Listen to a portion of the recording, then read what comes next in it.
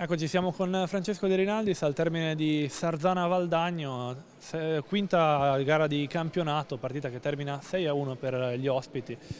Una partita, lo sapevamo, difficile, con una squadra difficile, il Valdagno, che ha iniziato alla grande questa stagione.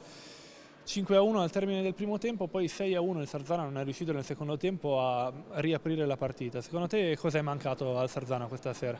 Ma allora sì, sapevamo della difficoltà di questa gara perché, come hai detto te, il Valdagno, oltre a essere un organico con giocatori importanti e tecnicamente e tatticamente molto forti, è venuto qua a fare la sua gara tranquilla, quindi penso che stasera abbia meritato ampiamente, anche perché sul risultato di 6-1 non è che possiamo dire il contrario. Noi dispiace perché abbiamo cercato di prepararla in una certa maniera, nei pochi giorni comunque che avevamo a disposizione, e non siamo riusciti a fare niente di quello che ci eravamo preposti.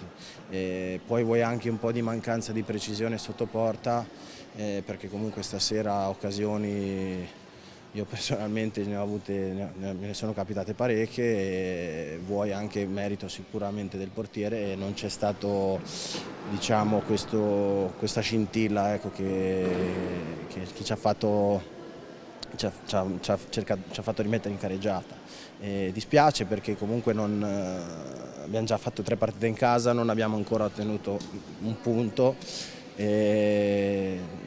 Mi dispiace soprattutto per i tifosi che ci vengono a vedere, ci sostengono, non smettono mai di incitarci, ecco, e cercheremo un po' di invertire questo trend negativo.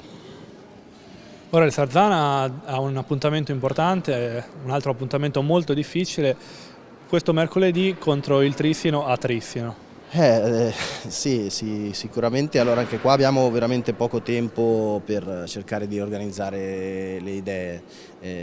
Sappiamo che andremo in una pista contro una squadra che è stata costruita per vincere praticamente tutto. Già l'anno scorso era una squadra veramente molto forte e molto attrezzata, quest'anno si è rinforzata ulteriormente.